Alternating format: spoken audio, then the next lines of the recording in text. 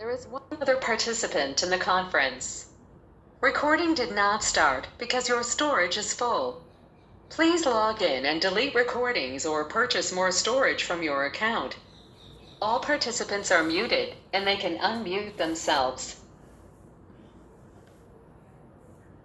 ओम नमोर्यंताणं नमो सिद्धाणं नमार्याणं नमो वज्जायाणं नमो लोहे सब्बसाहुणं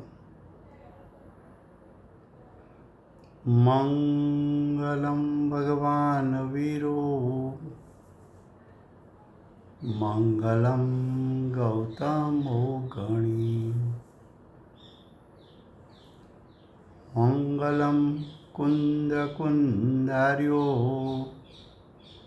जैनधर्मोऽस्तु मङ्गलम् ओंकारबिन्दुसंयुक्तं नित्यं जायन्ति योगिनः कामदं मोक्षदं चैव ओंकाराय नमो नमः अहोपकारजिनवर्णो कुन्दनो ध्वनिदिव्यनो जेन कुन्दध्वनियाप्याम् अहो गुरुकान्नो तुज्जज्ञानत्याननोरं अमया दर्श रहो ओ शिवपदतकतुजसं माता हाथ करो।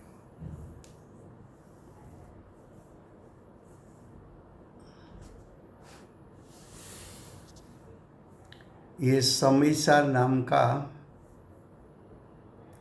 परम अध्यात्म शास्त्र है। भगवत कुनकुंदाचार्य देव ने मांगलिक करके आत्मा के त्रिकाल शुद्ध स्वरूप यानी समयसार को कहने की प्रतिज्ञा की है।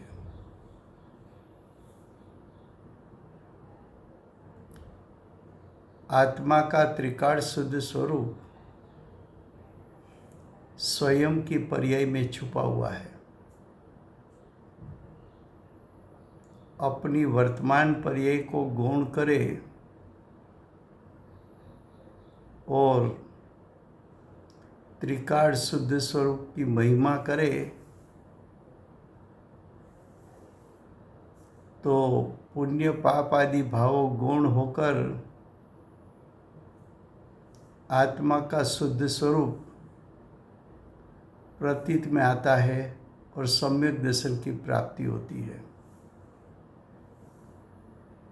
तो आचार्य भगवान ने सम्यक दर्शन की प्राप्ति कराने के लिए ये शास्त्र की रचना की है। उसमें गाथा 152 चलती है, पुण्य पाप अधिकार, उसकी टीका पेज 245। आगम में भी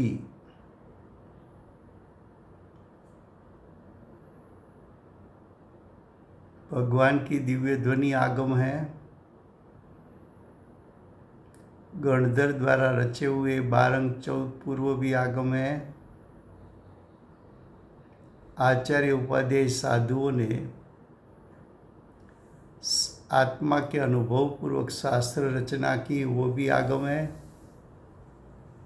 श्रावक श्राविका अर्जिका इलक छुलक सम्यक दृष्टियों आत्मा के अनुभव पूर्वक शास्त्र रचना करे तो वो भी आगम है। पूज्य गुरुदेव ने बताया कि बेनश्री का वचनामृत सर्व आगम का सार है। तो सम्यक दृष्टि का वचनामृत उसको ज्ञानी गुरु ने भी सर्व आगम का सार कहा। तो यहाँ टीका में कहते कि आगम में भी भगवान की दिव्य ध्वनि में भी 12 अंक 14 पूर्व में भी ज्ञान को ही मोक्ष का कारण कहा है। ज्ञान का अर्थ है आत्मा का शुद्ध स्वरूप, आत्मा का शुद्ध स्वरूप।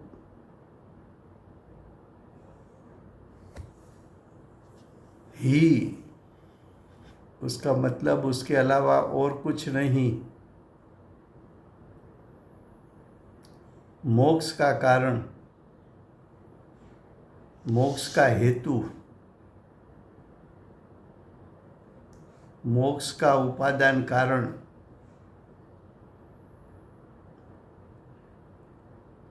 मोक्ष का त्रिकाल उपादान कारण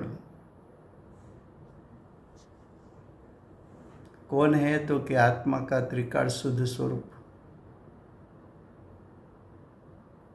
भगवान की वाणी में आया है, दिव्य ध्वनि में, ओम ध्वनि में। तीर्थंकरों की वाणी दिव्य ध्वनि कहलाती है। दिव्य ध्वनि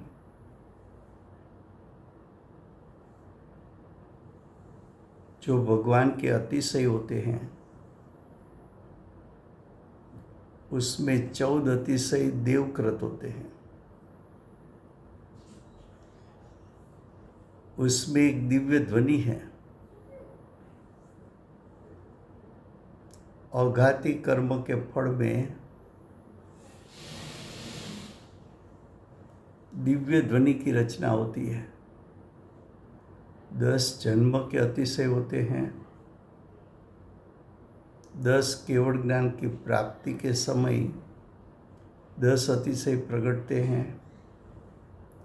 14 अतिशय देवकृत होते हैं।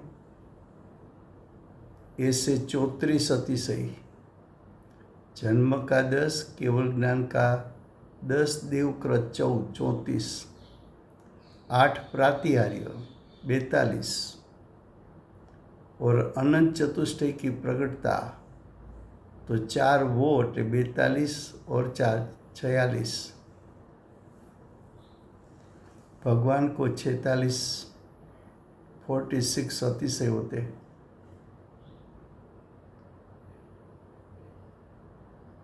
तो जो भगवान की दिव्य ध्वनि छूटी, जिसने 3 काल 3 लोक को जाना है, जो परिपूर्ण वितराग है,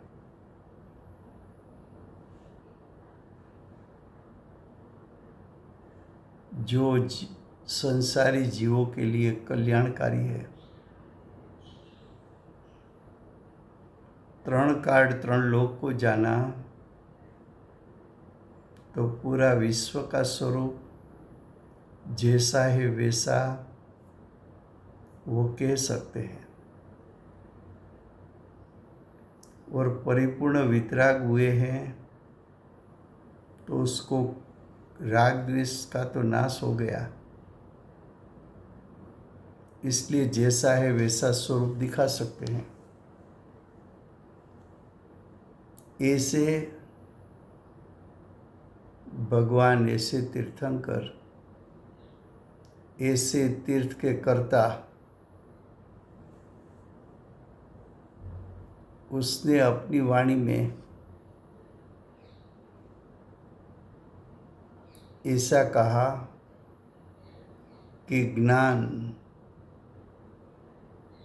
यानी आत्मा का शुद्ध स्वरूप ही का अर्थ है ये आत्मा के शुद्ध स्वरूप के अलावा दूसरा कुछ भी नहीं। मोक्ष का कारण फरमाया है।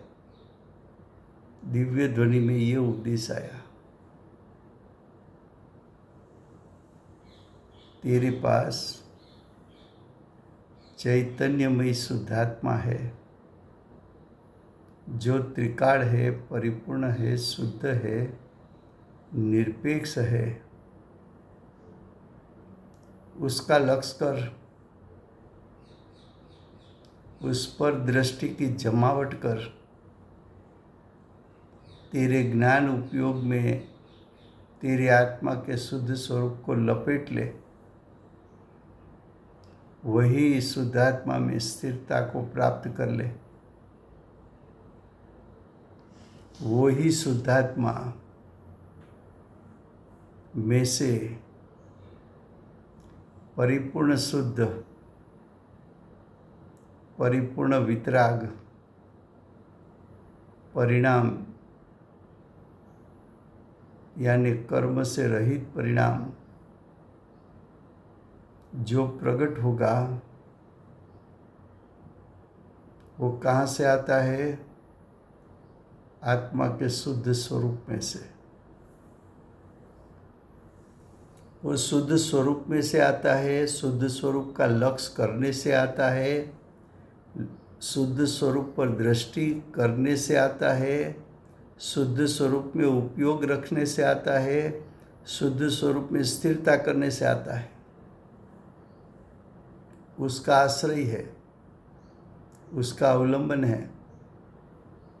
इसलिए ज्ञान को मोक्ष का कारण कहा।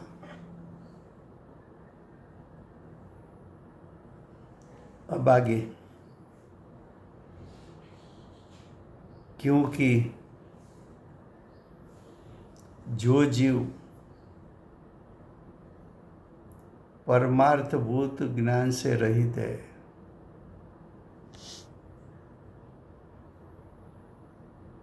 परमार्थभूत એટલે प्रयोजनभूत,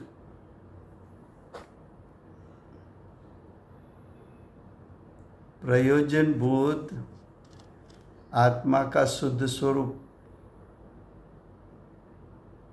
उससे रहित। उससे रहित का अर्थ क्या है? जिसने परमार्थ स्वरूप यानी प्रयोजनभूत आत्मा के शुद्ध स्वरूप,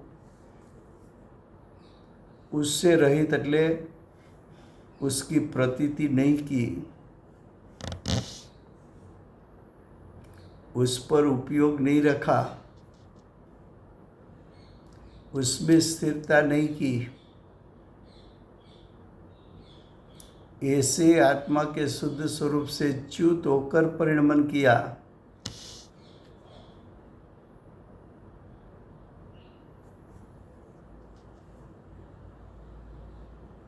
उसको यानी अज्ञानी को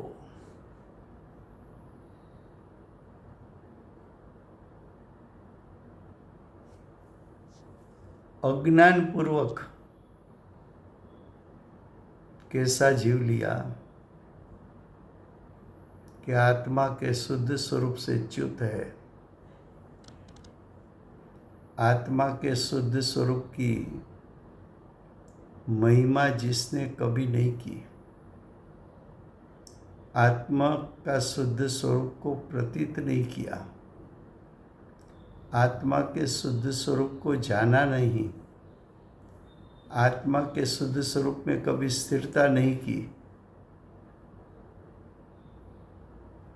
वो जीव कैसा है? अज्ञानी है। उसको किसकी प्रकटता है? तो कि अज्ञान की। ऐसी अज्ञान की स्थिति में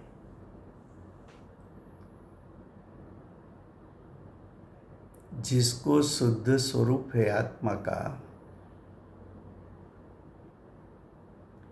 उसकी प्रतीति नहीं की है, आत्मा का शुद्ध स्वरूप को निर्विकल्प ज्ञान के द्वारा जाना नहीं है, और शुद्धात्म स्वरूप का अवलंबन लेकर, आश्रय लेकर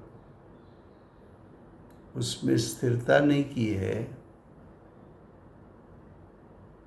ऐसे जीव को, यानी ऐसे अज्ञानी जीव को अज्ञान पूर्वक किए हुए व्रत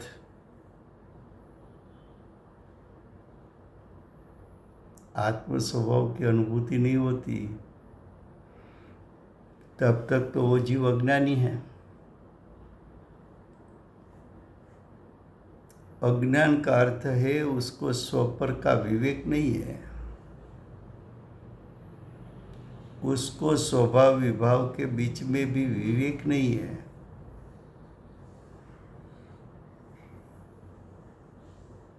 उसको स्वद्रव्य परद्रव्य के बीच में विवेक नहीं है। उसको स्व क्या पर क्या उसका यथार्थ ज्ञान और भान नहीं है। ऐसे जीव को अज्ञानी कहा। वो जीव अज्ञान पूर्वक किए हुए व्रत 5 प्रकार का है।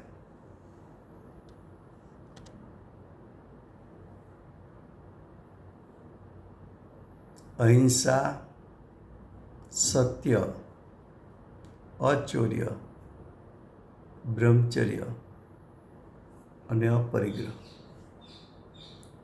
ये 5 व्रत 12 प्रकार के तप, पूर्णोदर, रस परित्याग, काय क्लेश, प्रायश्चित, विनय, ऐसे सभी तप आदि कर्मों, ऐसा जो शुभ्रा किया,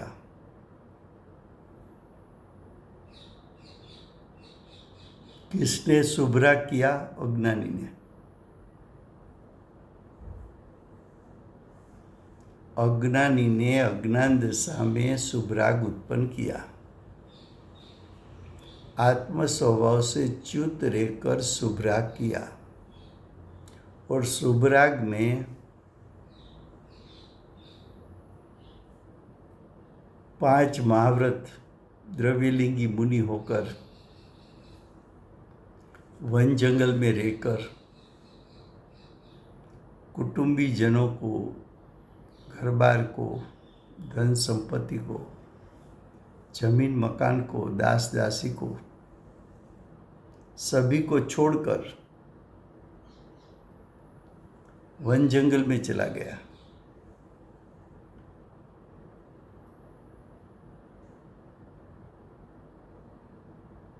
और निरतिचार यानी अतिचार दोष से रहित व्रत तप का पालन करता है, लेकिन है कैसा? तो क्या अज्ञानी। तो कि वो व्रत तप क्या है? तो कि वो व्रत तप तो शुभराग है।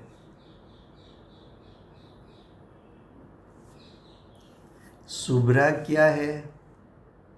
तो कि शुभराग तो बंध का कारण है।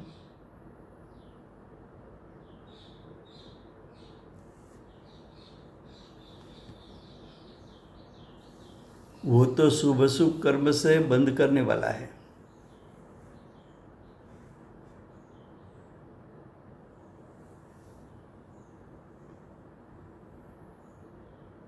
बंद आदि कर्मों बंध का कारण होने के कारण अज्ञान दशा में किया हुआ राग। कभी कभी लोग ऐसे प्रश्न करते हैं कि जो जैन दर्शन जानता ही नहीं है और वो पाप करे तो उसको तो पाप का फल कम मिलता होगा।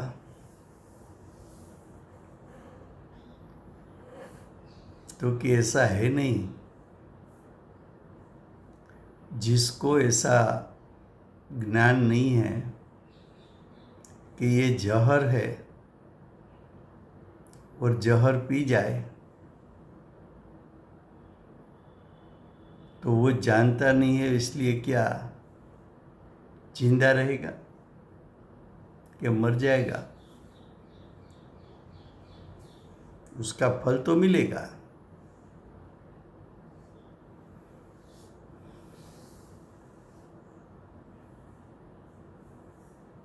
तो कि अज्ञानी ने अनादि से अनंत काल में अनंत बार व्रत तप का पालन किया है। अज्ञानी अनादिकाल से शुभ राग करता आया,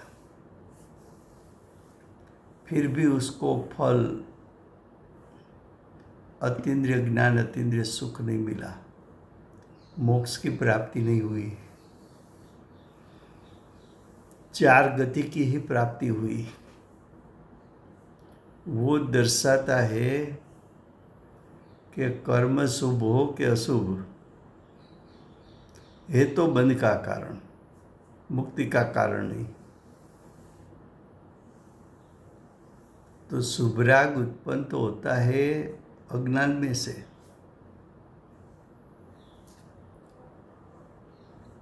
तो क्या बताया कि कर्मों बंध का कारण होने के कारण वह कर्म को बाल ऐसी संज्ञा, संज्ञा का अर्थ है लक्षण,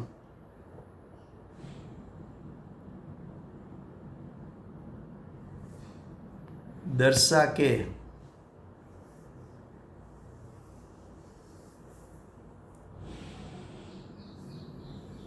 निषेध करने में आया है। इसलिए ज्ञान ही मोक्ष का कारण है।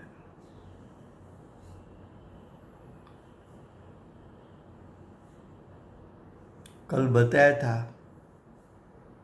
कि बाढ़ व्रत का अर्थ क्या है।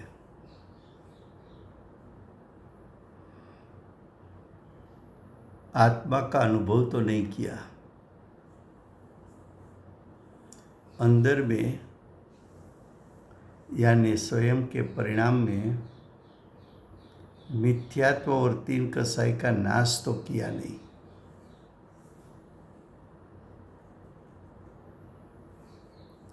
मिथ्यात्व और तीन कसाई का नाश नहीं किया तो वो मुनि है ही नहीं।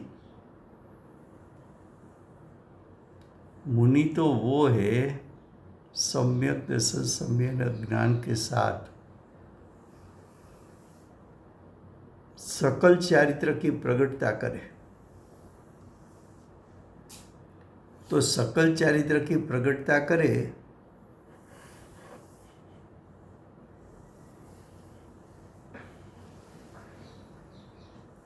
वो मुनि है। तूने तो अंतरंग भाव पलटा ही नहीं। द्रव्यलिंगी मुनि ने अंतरंग परिणाम तो पलटा ही नहीं।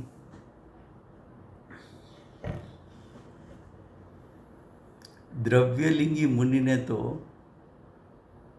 मिथ्यात्व सहित चार कसाई विद्यमान है,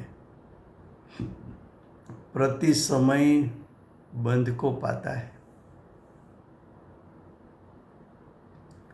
जो भावलिंग पूर्वक जिसको द्रव्यलिंग नहीं है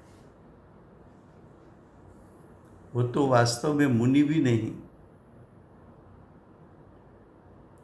फिर भी मुनि के रूप में मनाना वही सबसे बड़ी तो विपरीतता है।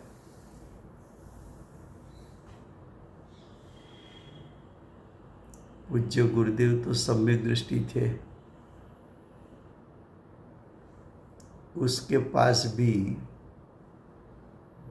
गुरुदेव के समय में, गुरुदेव के काल में ऐसे मुनि आते थे।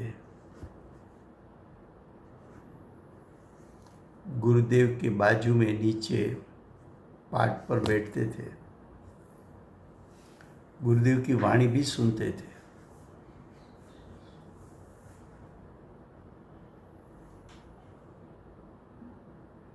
गुरुदेव की वाणी की सत्यता भी उसको लगती थी और प्रश्न भी करते थे कि आप जो उपदेश दे रहे हैं वो तो सत्यार्थ है, लेकिन हमने व्रत ले लिया, अब क्या करें?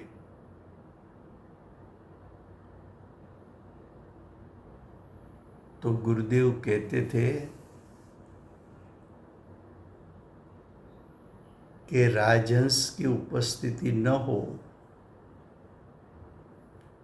तो बगले को राजहंस कह नहीं सकते। राजहंस भी सफेद दूध जैसा होता है, बगला भी सफेद दूध जैसा होता है, लेकिन बगला मच्छी पकड़ के खाता है और राजहंस सच्चे मोती चरते हैं।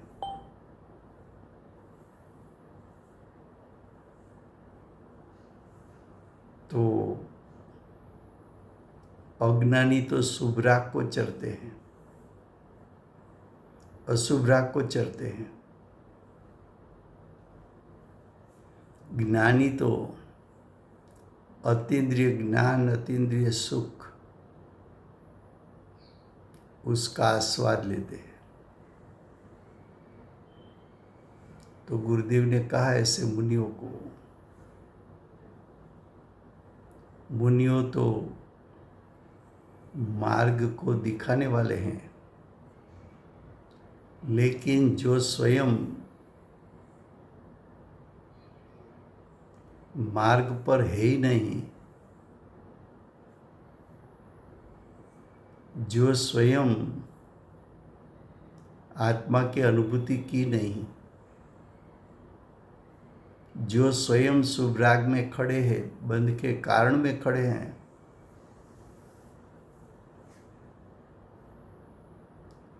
और ऐसे मुनिपना को मुनिपना मनाएंगे तो पूरा मार्ग विपरीत हो जाएगा।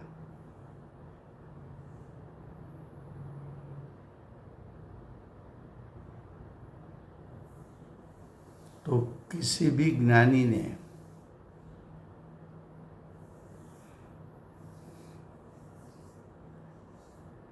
आत्मा की अनुभूति बिना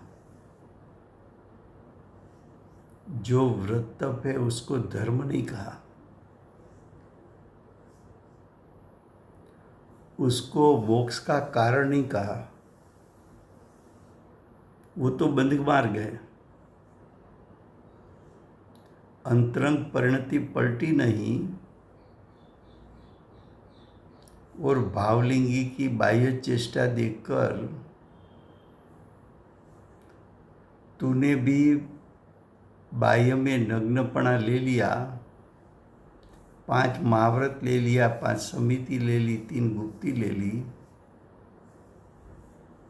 और 13 प्रकार के चारित्र जैसी बाह्य चेष्टा करने लगा,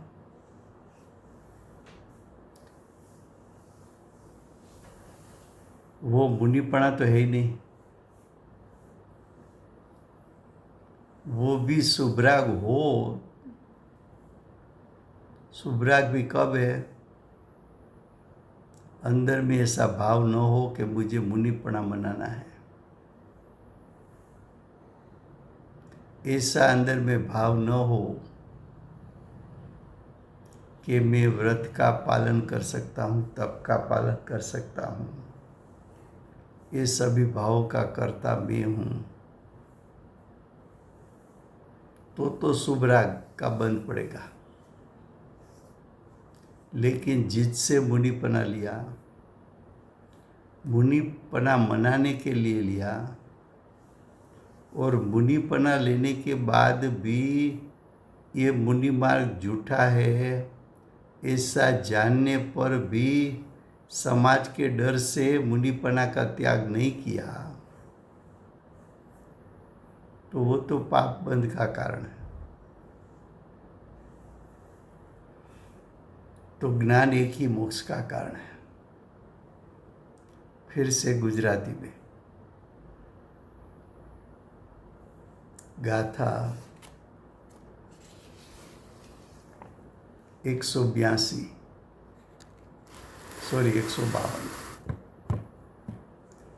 पेज 245 245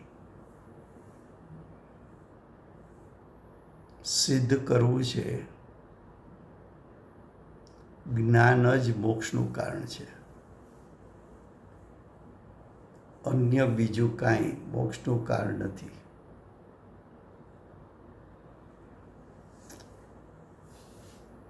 152 ગાથાની ટીકા ચાલે છે। ટીકામાં આગમમાં આગમ એટલે ભગવાનની દિવ્ય ધ્વનિ, આગમ એટલે ગણધર દ્વારા રચાયેલા 12 અંક 14 પૂર્વ। આગમ કૃત્રિમ પણ હોય, અકૃત્રિમ પણ હોય।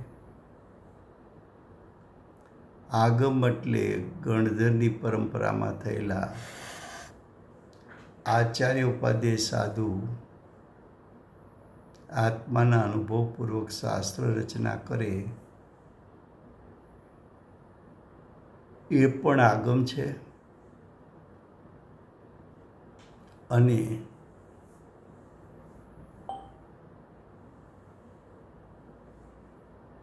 શ્રાવક શ્રાવિકા અરજીકા એલક ચુલક અને સમ્યક દ્રષ્ટિઓ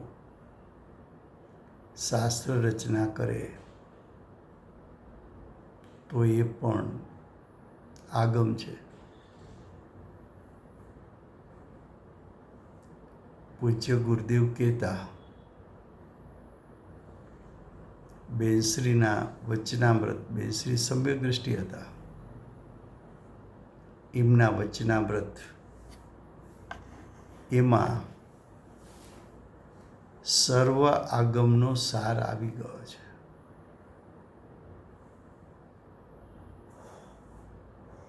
તો સમ્યક દ્રષ્ટિ દ્વારા રચાયેલા શાસ્ત્ર પણ આગમ કયા છે। ભગવત કુનકુંદાચાર્ય દેવને अष्टपाहुड़ में प्रथम पाहुड़ दर्शन पाहुड़, दर्शन पाहुड़ में सम्यक दृष्टि को महिमा, सम्यक दृष्टि नो महिमा बतायो छे।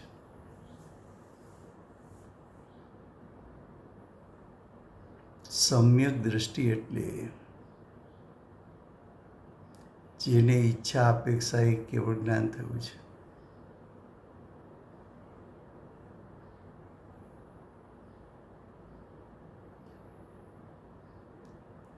જેમને વિચાર દશાએ કેવળ જ્ઞાન થયું છે। સમ્યક દ્રષ્ટિને કેવળ જ્ઞાન કહ્યું। કેમ? તો કે જ્યારે સમ્યક દ્રષ્ટિને દ્રષ્ટિ આત્મ સ્વભાવ પર પડી ત્યારે આત્મામાં કેટલું શક્તિરૂપ સામર્થ્ય છે એની જ્યારે પ્રતીતિ થઈ ત્યારે એને પ્રતીતિમાં આવ્યું કે અરિયન સિદ્ધ પરમાત્માનું જે શક્તિરૂપ સામર્થ્ય છે એટલું જ શક્તિરૂપ સામર્થ્ય મારામાં છે।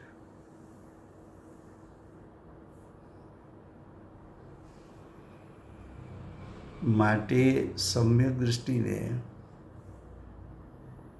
વિચાર દશા એ પણ કેવળ જ્ઞાન છે। અને એ પણ મોક્ષના ઈચ્છુક હોવાથી,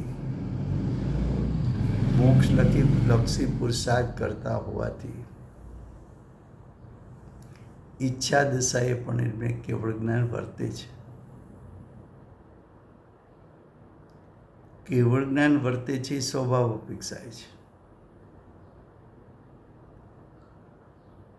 તો કે આગમ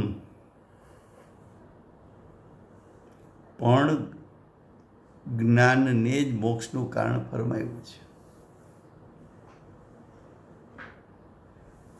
આ જ પ્રવચન સારમાં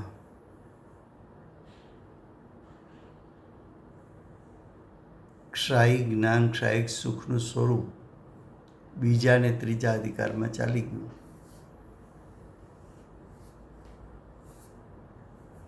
તો જ્ઞાન કહેતા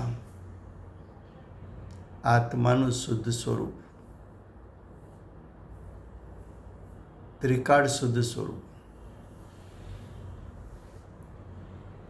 તો આત્માનું ત્રિકાળ શુદ્ધ સ્વરૂપ જ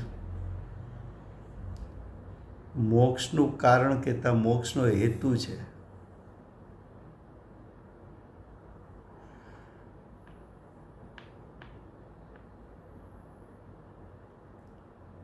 જ્ઞાનને મોક્ષનું કારણ કેમ કીધું? તો કે અનાદિકાળથી આજ દિવસ સુધી આ જીવે શુભ અશુભ ભાવ તો અનંત પ્રકારના કર્યા, એનાથી કહીને મોક્ષની પ્રાપ્તિ થઈ નહીં. હજુ પણ ગતિમાં છે. જો શુભાશુભ ભાવ અનાદિકાળથી કરતો આવ્યો હોય અને શુભ ભાવ પણ કેવા આકરા કરે,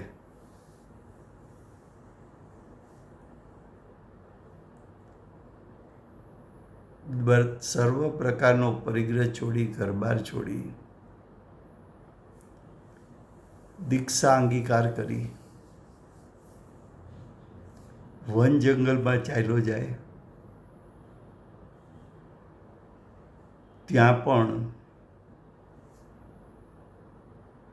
5 મહાવ્રત, તપ આદિ, ધ્યાન આદિ એને શુભભાવ રૂપે પાલન કરે,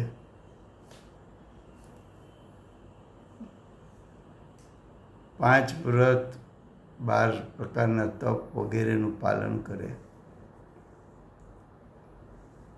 પણ એ વ્રત તપ છે કેવા? તો કે આત્માની અનુભૂતિથી રહિત.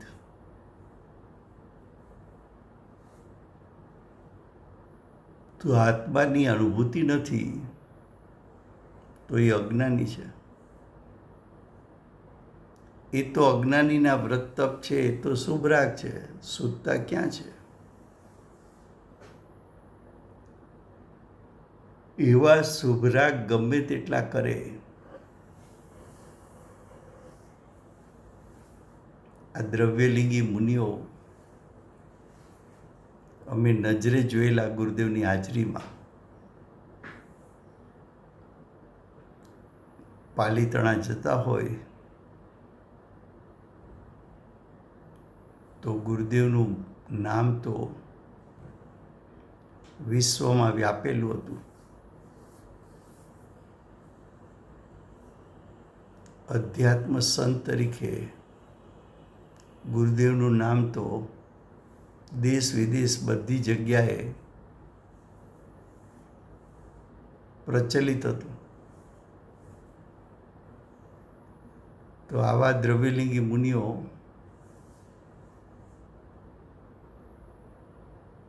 સોનગઢ રોકાય, ગુરુદેવની બાજુમાં થોડી નીચી પાટો એના ઉપર બેસાડે. બાહ્ય ત્યાગી છે પણ આત્મ અનુભવી નથી. ગુરુદેવની વાણી પણ સાંભળે, એક ચિત્તે સાંભળે. ગુરુદેવની વાણીમાં યથાર્થતા પણ ભાસે. સરળ મુનિઓ સ્વીકારે પણ ખરા, કે આપનો ઉપદેશ યથાર્થ છે, પણ અમે શું કરીએ? ગુરુદેવને એમ કે અમે શું કરીએ? આ વ્રત લઈ લીધા, 5 મહાવ્રત લઈ લીધા, મુનિ દીક્ષા લઈ લીધી,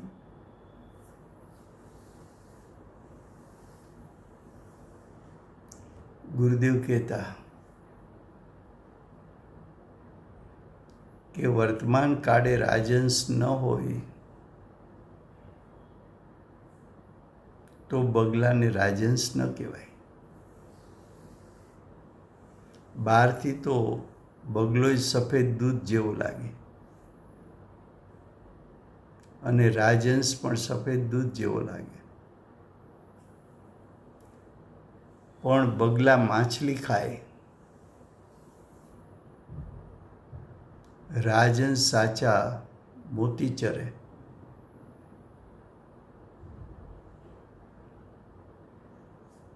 એમ જ્ઞાની અતિન્દ્રિય જ્ઞાન, અતિન્દ્રિય સુખનો ભોગવટો કરે, અજ્ઞાની શુભ રાગને આસ્વાદે, આકુરતામય સ્વાદ લે એનો. તો કે છે આગમમાં પણ જ્ઞાન કહેતા આત્માનું શુદ્ધ સ્વરૂપ, આત્માનું શુદ્ધ સ્વરૂપ જ મોક્ષનું કારણ છે, મોક્ષનો હેતુ છે.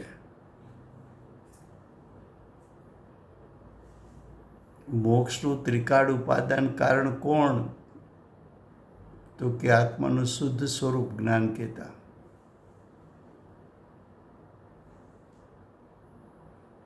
અનાદિકાળથી શુભાશુભ ભાવ કર્યા, પણ આત્મિક સુખ પ્રાપ્ત ન થયું. એ જેમ બતાવે છે કે શુભ ભાવ મોક્ષનું કારણ નથી, તો શુભ ભાવ શેનું કારણ છે? તો કે શુભ ભાવ તો બંધનું કારણ છે. જો પેલી લીટીમાં ટીકામાં શું કીધું? આગમમાં પણ જ્ઞાનને એટલે આત્માના શુદ્ધ સ્વરૂપને જ મોક્ષનું કારણ કહેવામાં આવ્યું છે. જ્ઞાન કહેતા ત્રિકાળ શુદ્ધાત્મા, જ્ઞાન કહેતા ત્રિકાળ ઉપાદાન, એ મોક્ષનું કારણ તીર્થંકર પરમાત્માએ કહ્યું છે. હવે આગળ કહે છે, કારણ કે જે કહેતા અજ્ઞાની જીવ પરમાર્થભૂત એટલે પ્રયોજનભૂત જ્ઞાનથી એટલે જ્ઞાયકથી, આત્માના શુદ્ધ સ્વરૂપથી રહિત છે. શું કહે છે? જે જીવ કહેતા અજ્ઞાનીનો જીવ. અજ્ઞાનીનો જીવ કેવો છે? પ્રયોજનભૂત ત્રિકાળ શુદ્ધાત્મા.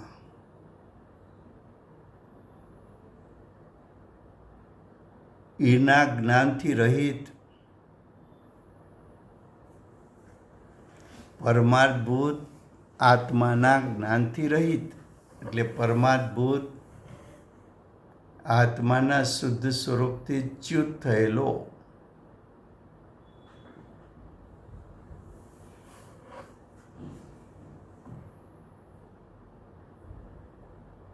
તો જે પ્રયોજનભૂત આત્માના શુદ્ધ સ્વરૂપથી ચ્યુત થયો છે, તેના કહેતા અજ્ઞાનીને અજ્ઞાનપૂર્વક કરવામાં આવેલા વ્રત. કેવા વ્રત? અજ્ઞાનપૂર્વક કરવામાં આવેલા વ્રત, આત્માની અનુભૂતિ વગરના વ્રત અને આત્માની અનુભૂતિ વગરના તપ વગેરે વગેરે એટલે 5 સમિતિ, ગુપ્તિ આદિ બધું લઈ લેવું.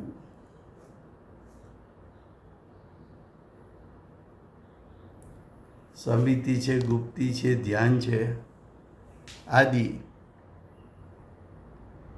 કર્મો બંધના કારણ, કર્મોબંધના કારણ શુભ પરિણામ છે, શુભ રાગ છે.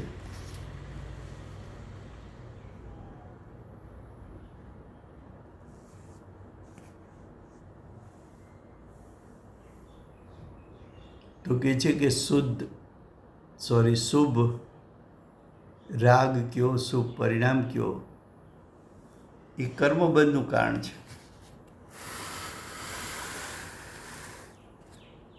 હવે આવો શુભ રાગ, આવા શુભ પરિણામ, એને આચાર્ય ભગવંત બાળ વ્રત બાળ તપ કહે છે. એને બાળક એવી સંજ્ઞા આપે છે. બાળ એનું લક્ષણ છે એમ કહે છે. એટલે શું? તો કે બાળકને યથાર્થ જ્ઞાન નથી, છતાં એવી બાહ્ય ચેષ્ટા કરે. બાળકો કહે ચલો ડૉક્ટર રમીએ, બાળકો કહે કે ચલો હું રાજા છું, તમે બધા પ્રજા છો.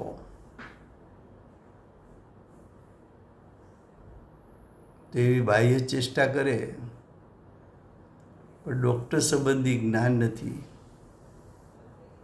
રાજાનું સ્વરૂપ શું હોય એનું જ્ઞાન નથી.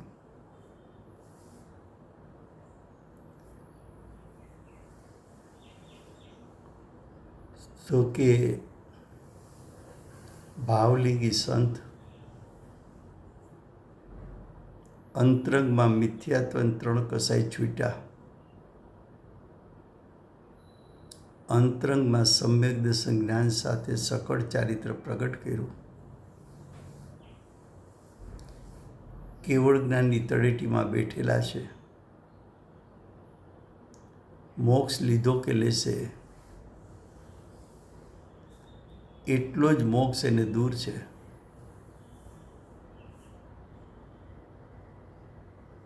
એવા મુનિરાજ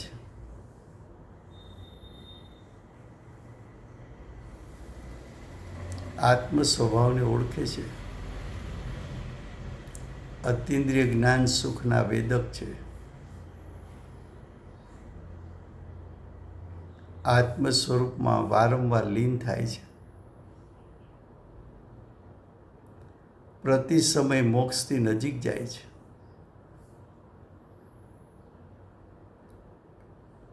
એવા મુનિરાજ નિર્વિકલ્પ દશામાં ન ટકાય, ત્યારે સવિકલ્પ દશામાં પાપથી બચવા શુભ પ્રવૃત્તિ કરે છે. અને એ શુભ પ્રવૃત્તિને અનુસરીને બાહ્યમાં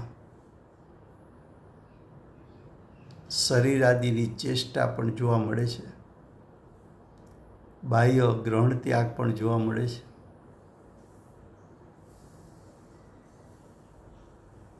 એવા મુનિ આત્માની અનુભૂતિપૂર્વક સવિકલ્પ દશાનો શુભરાગ કરે, એની શરીરની ક્રિયા જોવા મળે.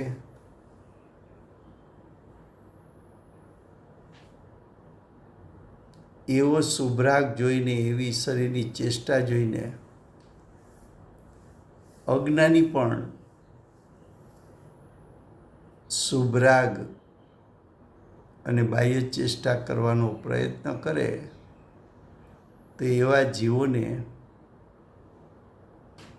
બાળક સાથે સરખાવ્યા છે. કે એના વ્રત તપ એ બાળ વ્રત તપ છે. અને ખરેખર બાળ વ્રત તપ તો છોડવા જેવા છે. એવો ઉપદેશ જ્ઞાનીઓએ કર્યો છે.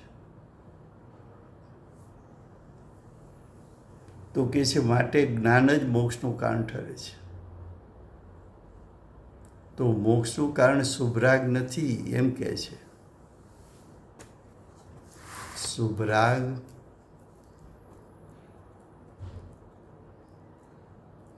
મોક્ષનું કારણ નથી. શુભરાગ કોઈ પણનો હોય, જ્ઞાનીનો કે અજ્ઞાનીનો, એ કંઈ મોક્ષનું કારણ નથી, મુક્તિનું કારણ નથી. એ શુભરાગ તો કર્મબંધનું કારણ છે.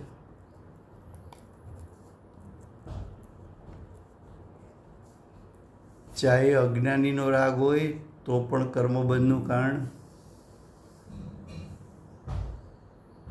જ્ઞાનીનો શુભ રાગ હોય તો પણ બંધનું કારણ.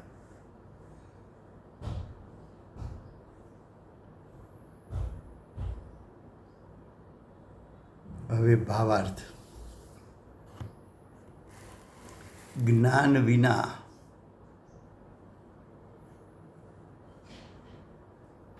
આત્માના શુદ્ધ સ્વરૂપના જ્ઞાન વિના,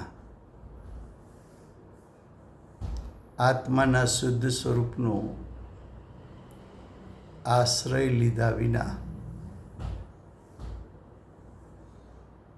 જ્ઞાન વિના એટલે વિવેકી જ્ઞાન પ્રગટ કર્યા વિના, સમ્યક જ્ઞાન પ્રગટ કર્યા વિના કરાયેલા તપ તથા વ્રતને સમ્યક દર્શન જ્ઞાન ચારિત્ર પ્રગટ કર્યા વિના કરાયેલા તપ તથા વ્રતને સર્વજ્ઞ દેવે એટલે તીર્થંકર પરમાત્માએ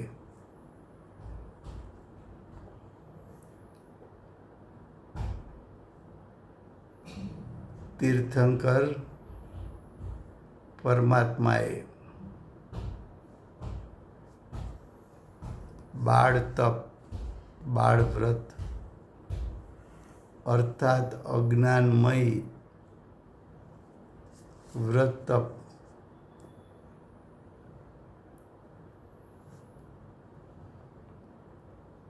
આવા જે વ્રત તપ છે એ શુભરાગ છે અને તે કર્મબંધનું કારણ છે.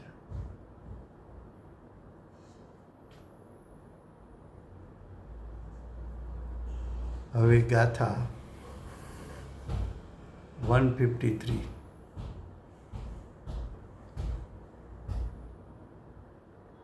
જ્ઞાન જ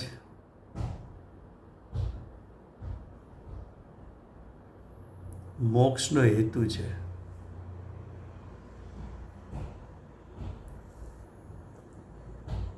જ્ઞાન કહેતા સચ્ચિદાનંદ શુદ્ધાત્મા છે.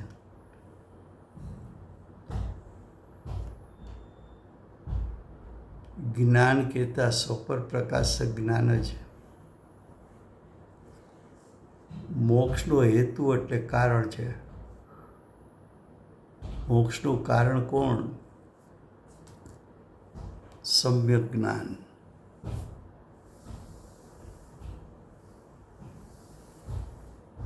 તો સમ્યક જ્ઞાન છે એ મોક્ષનું કારણ અને અજ્ઞાન જ બંધનો હેતુ છે.